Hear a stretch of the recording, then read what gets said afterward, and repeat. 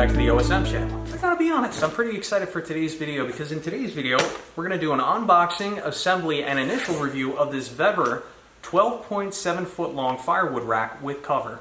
Now, as a disclaimer, Vevor reached out to me and they said, hey, would you like to do an initial review of this rack in exchange for us sending the product out to you? I said, absolutely. So that is our arrangement.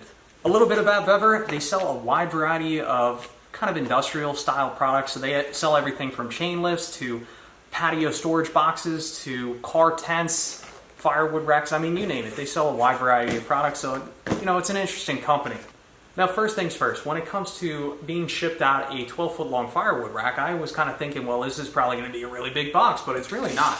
Total length of this box is 52 inches, 10 inches wide, and about 4 inches high, and the weight of the box is just about 32 pounds. So pretty impressive that they can fit a rack this large in a box this small. So now I'm going to take everything out of the box, remove the plastic packaging, and we'll see what everything looks like.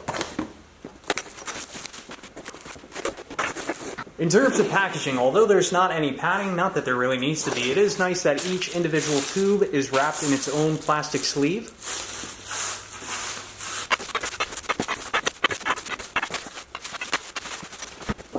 I'd like to give you some of my initial impressions of the craftsmanship of this rack. So first things first, I like the hardware. The hardware seems stout, it seems adequate for a rack this size. The finish on these pipes is kind of like a black hammer textured finish. I don't see any defects in the paint. There's no chips, no sharp edges, no rust.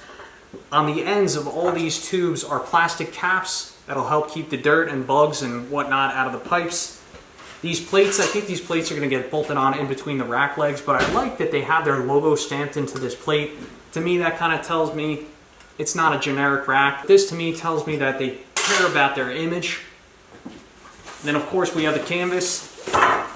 It seems like medium duty canvas.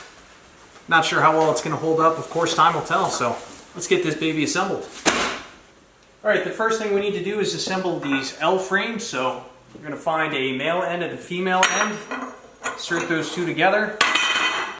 We're going to bolt these together with a 35mm fastener and a nut. 12mm socket. Repeat the process with the second set of L frames. Alright, so the 4 L tubes that we just assembled, these are going to be the ends of the rack. So take one assembled end, get yourself one of the plates. Look at the flange on the plate. So the flange on the plate is going to face away from the center of the rack.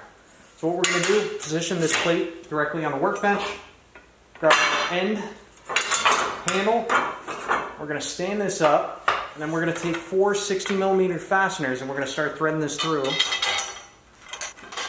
And now you need to get 2 U-tubes. Now these U-tubes are going to be sitting directly on the ground, and this is what's going to support the main weight of the wood. So what we're going to do, align the holes on the U-tube with the bolts that we already have inserted through our end. We'll start the nuts on one side, and that should kind of hold this upright. Take the U-tube on the other side. We'll slide it over the 2 60mm bolts.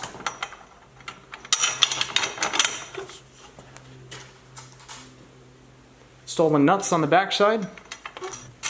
We'll tighten everything down.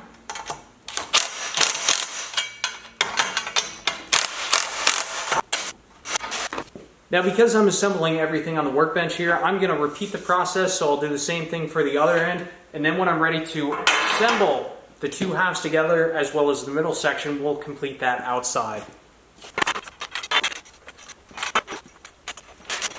Alright, I have both halves of the rack outside, and the remainder of this assembly should be pretty self-explanatory. So we're going to take the plate, long side's going to face up, the skinny part of the flange is going to be down against the ground. We're just going to take our 60mm fasteners, bolt everything together.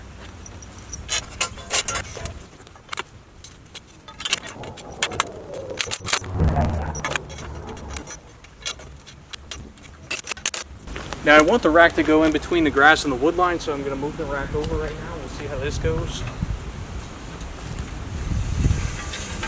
Really not too bad to move.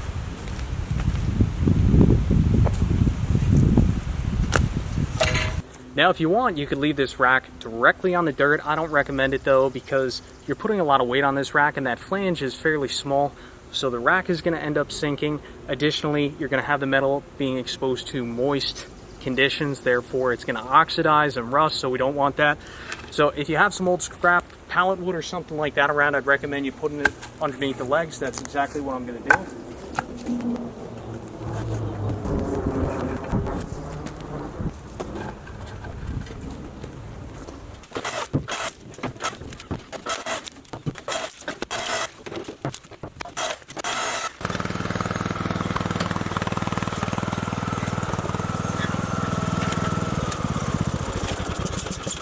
Alright, now let's load up this rack with some wood. We'll see how well it retains its rigidity, and we'll calculate how much wood it can actually hold.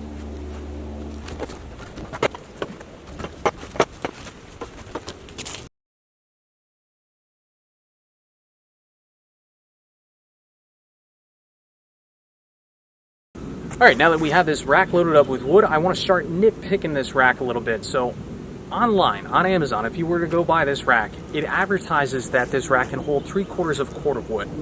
Now, a true cord of wood should be 128 cubic feet. 3/4 of a full cord of wood should be 96 cubic feet, if I have my numbers right. Now, when I measured out this wood right here, I only got 86 cubic feet, so we're a little bit short of that true 3/4 of a cord of wood.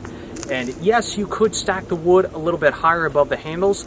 I'm not sure how that would play out with the cover, so we'll put the cover on in a moment here. But something else I want to show you, if you look at the Amazon listing, look at where they have the wood. The wood is stacked, I don't know, maybe 4 or 5 inches below the top of the handles. And as it sits right now, I have the wood stacked as high as the handles. So it is possible for this rack to hold 3/4 of a cord of wood, but I'm just not sure that the cover would integrate properly with the rack.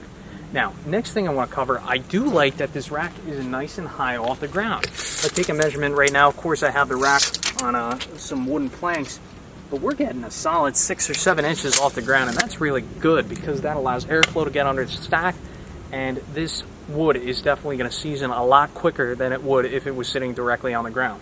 Now let's talk about structural integrity. So if I grab the handle right here and shake the rack a little bit, I mean, you could see that the whole pile flexes a little bit.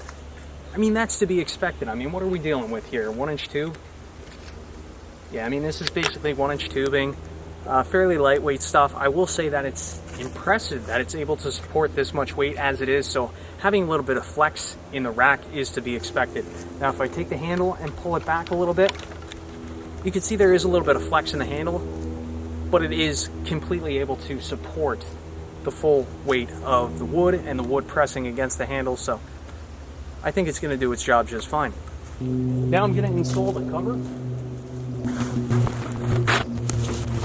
So now let's talk about this cover, and I have a love-hate relationship with this cover. It has some unique features. For one, it's adjustable, so as the height of your wood stack gets lower, you can actually lower this cover down with the wood stack, and that's accomplished by undoing this Velcro. You're going to slide the cover beneath the top of the rail, and then you're going to reattach the Velcro, and you can pretty much see how this works. It's a pretty cool design concept, I will say. Right, so as your pile lowers down, then you just slide this down along the rail right here. It's a pretty cool feature if you ask me. Another really well thought out feature is there are actually zippers on the front side of the cover. So when I want to remove wood from this pile, I just undo these zippers. I can flip the cover up and then start taking wood from the top of the pile. And I gotta tell you, that's such a handy feature. Like with a traditional tarp, you would have to undo the bungees, undo the string, and then put it all back on when you're done. With this cover, it makes it really easy with these zippers. Now, I'm going to nitpick a little bit here. Where I would like to see improvements, for one, with the Velcro, it's only single stitching, and it's under a reasonable amount of tension right now. Additionally, with the zipper, as I pull the zipper back down, it has to really pull the two pieces of canvas back together. So by this being kind of a cheaper grade zipper, I would expect that this or the Velcro stitching probably would be one of the main failure points of the cover. Now this cover is more of like a canvas material. It feels more like a canvas than a traditional tarp. So I would like to pour a little bit of water on here and see what happens. And that's pretty darn cool. You can see that the water beads right off. I don't know what type of material this is, but that is pretty darn impressive. Wow. Alright, so let's wrap up this video here. So in conclusion, is this rack able to hold 3/4 of a quart of wood? Falls a little bit short. Structural integrity of the rack, I'd say it's absolutely adequate to support the load it's designed to hold. The canvas's ability to repel water, I'm very impressed by that. It literally beat it and ran right off, so A+ with that. The craftsmanship of the canvas needs a little bit of improvement, especially around that Velcro and the zipper. I'd like to see a heavy-duty zipper and stronger stitching around the Velcro. I feel like those are two potential failure points. Aside from that, I say this rack is really nice, really aesthetically pleasing, and I think it's going to last for many years. So that's a review. Thanks for watching. I'll catch you on the next one.